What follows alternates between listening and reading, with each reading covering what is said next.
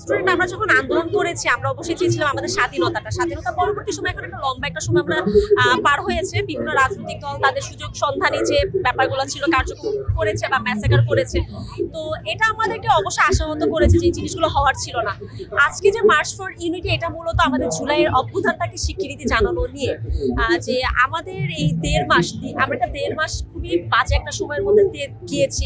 15 বছরে যে আমাদের যে ফ্যাসিস্ট সরকার ছিল তাদেরকে নামানো, তো এই আন্দোলনটাকে স্বীকৃতি জানানো নিয়ে আমাদের এই আজকের মার্চ ফর ইউনিটিটা। তো অবশ্যই তাদের কাছে প্রত্যাশা থাকবে যে এই মাঝখানে স্বাধীনতা পরবর্তী যে সময় যে আমাদের যে ম্যাসাকারটা হয়েছে সেটা যাতে আর না হয়, তারা যাতে সেই ব্যাপারগুলো খেয়াল রাখে।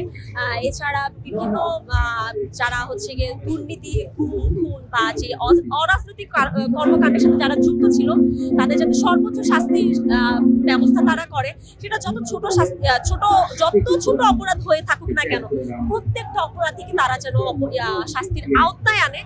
এবং আমাদের আমরা যারা আন্দোলনকারী থেকে শুরু করে যারা শহীদ হয়েছে, যারা আহত হয়েছে, তাদের প্রত্যেকে যাতে পুনর্বাসনের সুযোগ করে দেওয়া হয়। প্রথমত আমাদের যে 72-এর সংবিধানটা সেটা একটা ফ্যাসিস্ট সংবিধান। আমাদের সংবিধানের এমন অনেক পয়েন্ট আছে যেটা হচ্ছে গিয়ে আওয়ামী লীগ সরকার নিজেদের সুবিধার জন্য চেঞ্জ করেছে। যেমন সংবিধানের 7-এর ক আপনি যদি পড়ে থাকেন সেখানে লেখা আছে যে রাষ্ট্রের বিরুদ্ধে কোনো কথা বললেও, যদি আমরা সামান্য কথাও বলে থাকি, আমরা হচ্ছে গিয়ে রাষ্ট্র বিরোধী, আমাদের এটার জন্য সর্বোচ্চ শাস্তি হতে পারে মৃত্যুদণ্ড।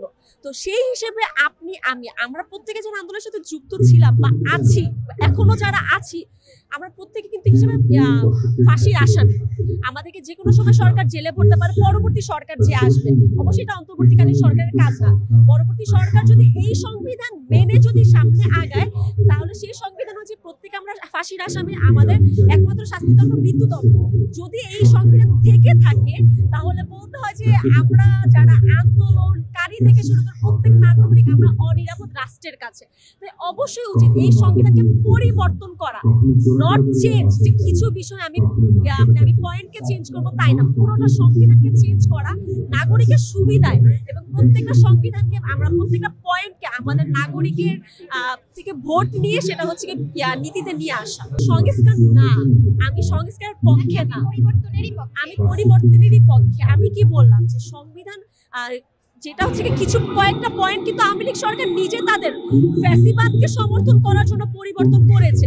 তো শুধুমাত্র ওইগুলো পরিবর্তন করলে তো হবে না, আমাদের পুরো সংবিধানটাকে পরিবর্তন করতে হবে। যদি বলেন সংস্কার, তাহলে বলবো পুরাটাকে সংস্কার করা দরকার, নট কিছু পয়েন্ট। আমি পুরা সংবিধানের সংস্কার চাচ্ছি।